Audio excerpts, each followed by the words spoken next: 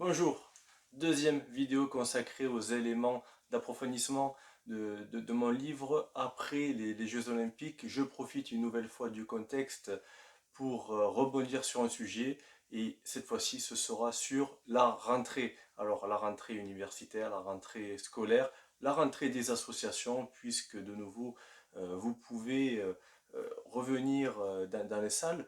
Donc je voulais profiter de ce contexte pour voir avec vous des mises à jour en quelque sorte d'éléments qui apparaissent dans le livre mais qui mériteraient qu'on y revienne.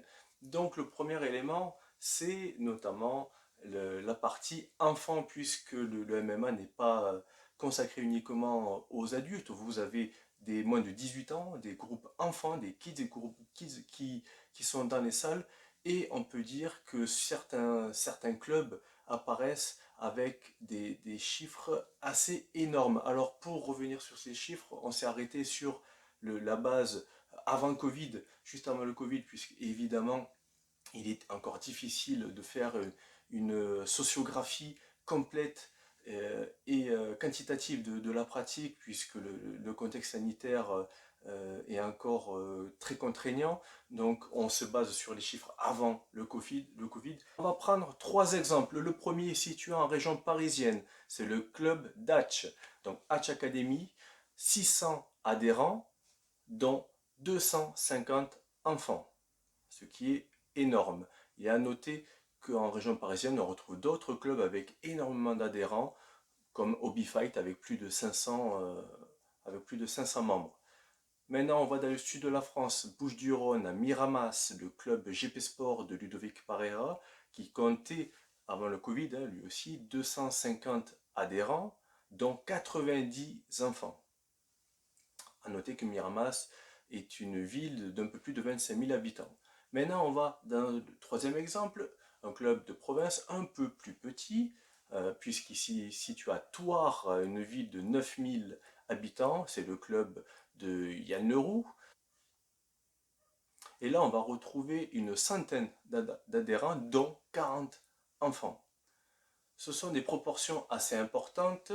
Et d'ailleurs, il suffit de revoir dans mon livre la section sur la Polynésie française pour y voir des chiffres très étonnants sur la participation des mineurs dans les clubs de MMA. Après, il y a une nuance à apporter dans ces clubs qui sont des clubs omnisports. Le MMA étant une composante des autres disciplines aussi qu'on va y retrouver. Et là, dans la pratique, il ne faut pas voir ici une pratique de compétition, puisque le MMA proposé pour les enfants des, vus de façon ludique, avec des jeux, avec beaucoup de lutte, mais également l'apprentissage du contrôle de soi, de l'autocontrôle dans des phases de un contre 1 en boxe pied-point, sans coup porté. Et là, on revient sur les règles de l'IMAF, du MMA amateur, puisque la Fédération française suit les règles de l'IMAF chez les amateurs, c'est-à-dire qu'en compétition, pour les moins de 18 ans, il n'y a pas de frappe autorisée au visage. Et en compétition, il n'y a également pas de clé de talon autorisée.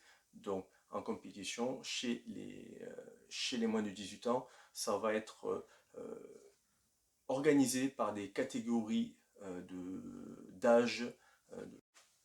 Alors les clubs que j'ai cités sont des clubs affiliés à la Fédération française, la FMMAF. Ce sont des clubs où les entraîneurs, les formateurs sont diplômés. Et je cite un document de la FMMAF qui précise que les titulaires du BF2, le brevet fédéral, deuxième niveau de la FMMAF, auront de droit le certificat complémentaire initiateur de MMA, ce qui permet d'être rémunéré pour l'initiation à ce sport. C'est une précision importante. Cependant, je tenais quand même à préciser que ça fait maintenant plus de 10 ans que je travaille sur le MMA, que j'ai visité des clubs il y a déjà près d'une décennie et qu'on retrouvait déjà des clubs et des entraîneurs qui pratiquaient le MMA de façon sécurisée, avec de bons entraîneurs, de bonnes formations.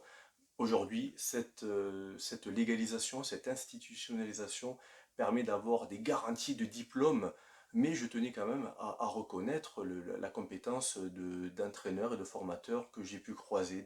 On arrive à la deuxième partie consacrée au MMA scolaire et universitaire. Alors je vais surtout m'appuyer sur le MMA universitaire puisque on retrouve paradoxalement une pratique à l'université qui date déjà d'il y a quelques années, alors que ce sport est légalisé seulement en France depuis 2020. Ceci est un paradoxe, c'est assez symbolique de savoir que le MMA a été pratiqué dans les universités déjà depuis quelques années. Alors, si on fait, si on voit une carte, alors déjà, avant de se focaliser sur la métropole, on va constater qu'il y a déjà une pratique sur l'île de la Réunion. On pense notamment à la pratique avec Cédric Certenay sur l'université Saint-Denis. On va également retrouver une pratique en Guyane. Et si on fait maintenant un focus sur la métropole, alors on va retrouver plusieurs universités à Bordeaux, en Bretagne, à Vannes, à l'université de Versailles-Saint-Quentin, à Nanterre, à la Sorbonne, à Aix-Marseille, ou encore à l'École nationale supérieure de Lyon. Toutes ces pratiques ne se font pas seulement dans le service universitaire des activités physiques et sportives, hein, les SUAPS. Certains sont complètement intégrés dans la formation des licences, que ce soit en licence 2, en licence professionnelle. On pense notamment à Reims où la FMMAF a fait partie des formations de la licence professionnelle AGWAPS, Animation, Gestion et Organisation des activités physiques et sportives. Donc il y a, le MMA fait partie du cursus. Toutes ces universités ne font pas également partie de l'association MMA SCO. Donc c'est une association qui est présidée par Hervé Genezello, qui enseigne à l'université de Rennes. Donc c'est la dernière université que je vais citer. Et ici, elle est proposée en licence 2.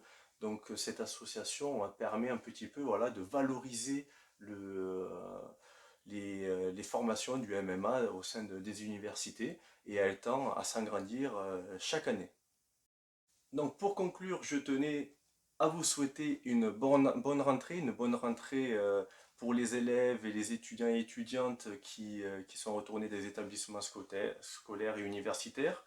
Donc je vous souhaite de bien travailler et également je souhaite une bonne rentrée pour tous les athlètes qui ont repris la direction des salles et qui vont s'entraîner.